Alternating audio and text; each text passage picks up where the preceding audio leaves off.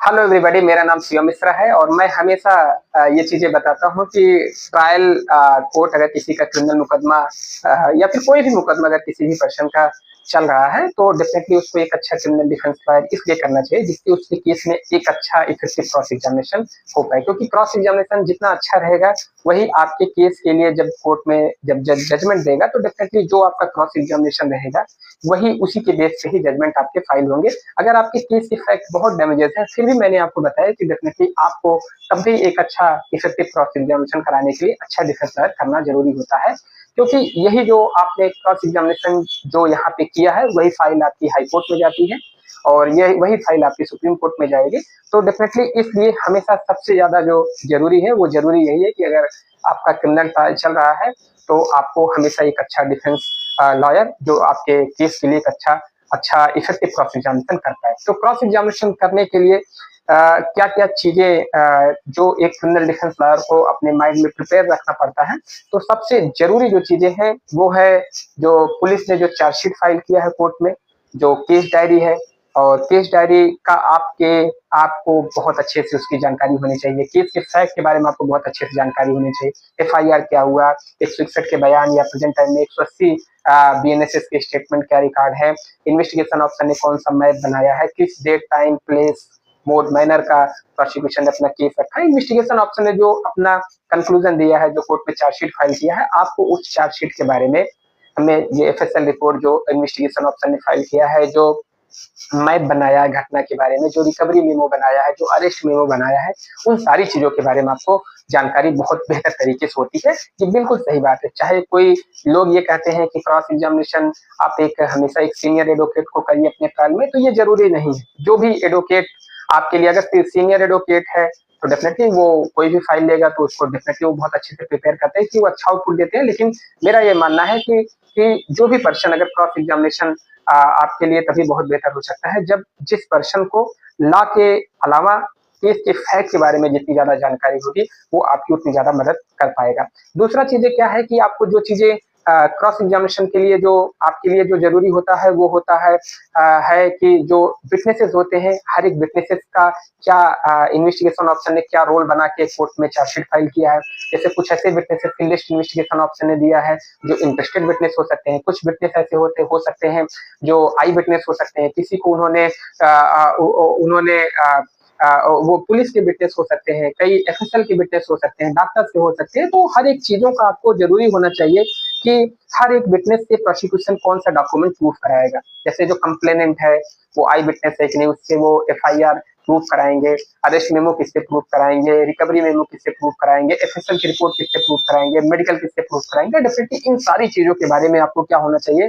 आपको बहुत अच्छे से प्लानिंग होना चाहिए। कौन सा विटनेस इन्वेस्टिगेशन ऑफिसर ने जो अपनी चार्जशीट बनाई है उसमें कौन से विटनेस का क्या क्या रोल है और उससे क्या डॉक्यूमेंट प्रोसिक्यूशन प्रूफ कराएगा। तो ये भी आपको बहुत बेहतर तरीके से जानकारी होनी चाहिए। तीसरी चीजें क्या है कि ये बिल्कुल सही बात है कि जैसे अप्रोक्सीमेट पास्को एक्ट का केस ले लेते हैं तो उसमें उसमें विक्टिम जो होती है उसके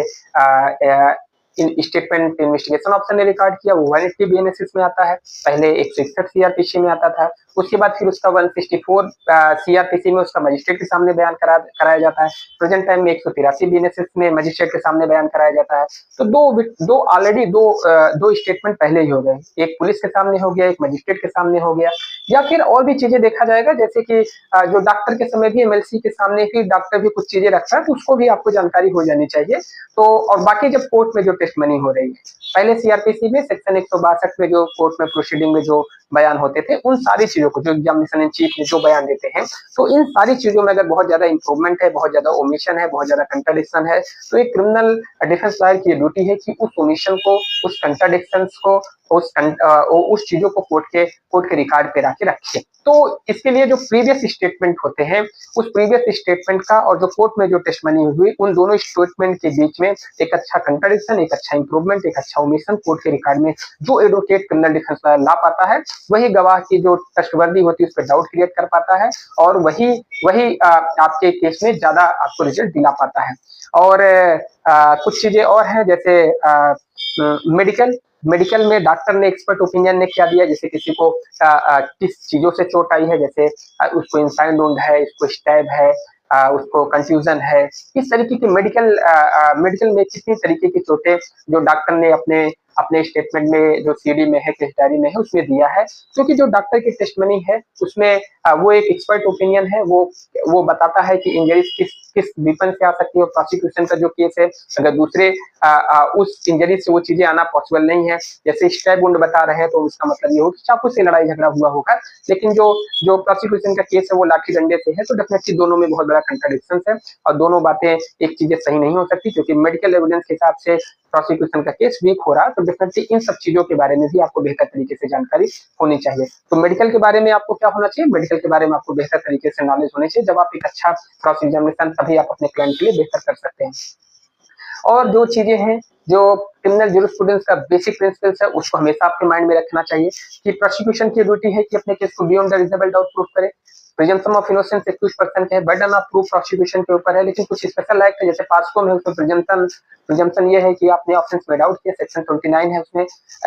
एनडीपीएस है सेक्शन 937 है, जिससे प्रिजम्पशन ये है कि एक्यूज्ड ने ऑफेंस किया है। गैंगस्टर है, आई थिंक उसमें भी प्रिजम्पशन यही है कि एक्यूज्ड ने ऑफेंस किया। तो इन सब चीजों को, काउस लेटर एक्ट है यूपी में, उसमें भी प्रिजम्पशन यही है कि एक्यूज्ड ने ऑफेंस किया। डाउरी डेथ के केसेस है, उसमें भी प्रिजम्पशन यही है कि एक्यूज्ड ने ऑफेंस किया। तो बर्डन ऑफ प्रूफ कभी कभी इन सारी चीजों के बारे में आपको बेहतर तरीके से जानकारी होनी चाहिए, क्योंकि क्योंकि अगर अगर डाउरी डेथ का जैसे मैंने आपको बताया केसेस हो गया, पास्को के केसेस हो गए, एनडीपीएस के केसेस हो गए, गैंगस्टर के केसेस हो गए, फेमा के केसेस हो गए, सब स्पेशल एक्ट है। इन सारी चीजों में प्रिजम्पशन प्रिजम्पशन ये है कि एक्यूज ने ऑफेंस किया है, आपकी ड्यूटी ज्यादा बढ़ जाती है, 21% की रिस्पॉन्सिबिलिटी ज्यादा बढ़ जाती है। तो इसलिए आपको ये चीजें बहुत हमेशा माइंड में रखना होगा कि प्रोसिक्यूशन की वीकनेस क्या क्या चीजें हैं और डिफेंस में क्या चीजें हैं, कोर्ट में जो लॉ क्या कह रहा है उसके हिसाब से जो बेहतर हो, उस चीजों को कोर्ट के रिकॉर्ड के सामने जब आप क्रॉस एग्जामिनेशन में आते हैं तो डेफिनेटली आप एक अच्छा अपने क्लाइंट के लिए एक अच्छा आप इफेक्टिव क्रॉस एग्जामिनेशन कर पाते हैं। और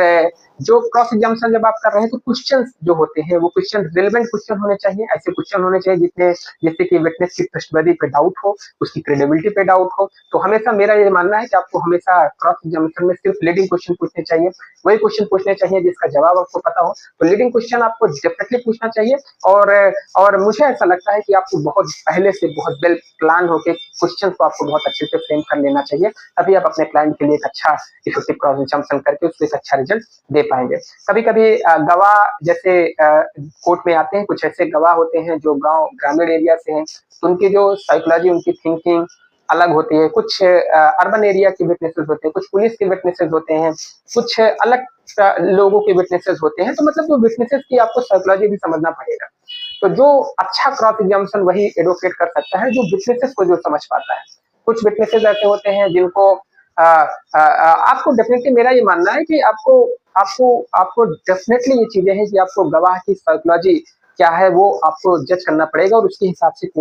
उसके हिसाब से ही क्वेश्चन की फ्रेमिंग करना पड़ेगा। ये बहुत ज्यादा जरूरी है। मुझे ऐसा लगता है कि जो अच्छे क्रिमिनल एडवोकेट है, जब वो क्रॉस एग्जामिनेशन करते हैं तो सबसे पहले विटनेस को ही समझ पाते हैं कि विटनेस को किन चीजों से वो कैसे आपके एक्यूज के फेवर में कैसे वो रिजल्ट लाने के लिए उस विटनेस के साथ क्या कर सकते हैं। तो ये सारी चीजें हैं जो बहुत ज्यादा जरूरी है।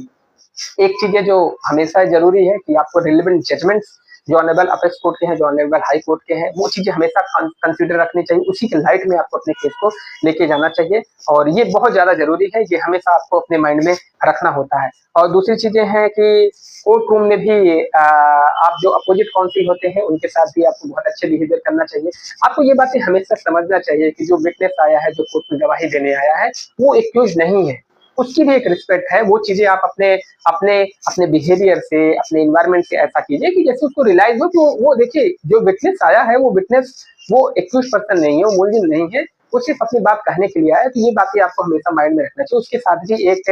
आपकी सिचुएशन के हिसाब से जो सबसे अच्छा व्यवहार उसके साथ भी आपको करना चाहिए। ये चीजें हमेशा आपके दिमाग में जब आप रखते हैं कि वो एक्यूज पर्सन नहीं है, वो विटनेस है, तो डेफिनेटली मुझे ऐसा लगता है कि आप उसके साथ एक अच्छा कंडक्ट करेंगे। और जो अपोजिट काउंसिल जो होंगे, ऐसा नहीं कि उनसे आपको लड़ाई झगड़ा करनी है, वो कोर्ट का डिसिप्लिन है उसको आपको मेंटेन करना है। किसी पर्टिकुलर बात को लेके आपको बहुत एग्रेशन नहीं होना चाहिए। एग्रेशन कभी कभी मैंने बताया कि वो विटनेस की जब आप साइकोलॉजी के हिसाब से काम करते हैं तो कहीं कहीं आप एग्रेसिव होते हैं, कहीं कहीं आप बहुत कूल होते हैं, कहीं कहीं वो सिचुएशन, जो एडवोकेट जितनी अच्छे से सिचुएशन के अकॉर्डिंग अपने आप को ढाल पाता है, वही सबसे अच्छा क्रॉस एग्जामिनेशन कर सकता है। तो मेरे हिसाब से तो क्रॉस एग्जामिनेशन एक आर्ट है जिसे जिसमें सबसे ज्यादा जरूरी है कि क्या सवाल आपको नहीं पूछना है, ये आपको समझ होनी चाहिए। और आपको फैक्ट के बारे में कमांड होना चाहिए, और आपको हमेशा जो रिलेवेंट जजमेंट्स हैं, जो आपके केस के फैक्ट है, उसके हिसाब से आपको प्रिपेयर करके आप एक इफेक्टिव क्रॉस एग्जामिनेशन कर सकते हैं। और जब आपने अगर इफेक्टिव क्रॉस एग्जामिनेशन आपने किया, तो डेफिनेटली आपके क्लाइंट को डेफिनेटली आपके क्लाइंट को रिलीफ मिलेगा, क्योंकि जो प्रोसिक्यूशन को अपने केस को beyond the reasonable doubt prove करना पड़ता है। आपका काम सिर्फ और सिर्फ यही है कि अपने क्रॉस एग्जामिनेशन से प्रोसिक्यूशन के डेट, टाइम, मोड, मैनर में आप एक डाउट क्रिएट कीजिए। मेडिकल एविडेंस से और ओरल टेस्टिमनी में ढेर सारे कंट्राडिक्शंस कोर्ट के सामने लाइए और पॉसिबिलिटीज को लेके आइए कि जैसा मेडिकल एविडेंस करा वैसा ओरल टेस्टिमनी में, दोनों में बहुत बड़े अंतर है। और दूसरी चीजें आप उसके कंट्राडिक्शन को लेके आइए, उसकी विटनेस की क्रेडिबिलिटी पे डाउट किए। जब ये सारी चीजें आप बेहतर तरीके से लॉ मैनर में करते हैं और फैक्ट को आपके पास जानकारी होती है, तो आप एक सबसे अच्छा क्रॉस एग्जामिनेशन अपने क्लाइंट के लिए करते हैं, और यही सबसे बड़ी आपके लिए अचीवमेंट होती है।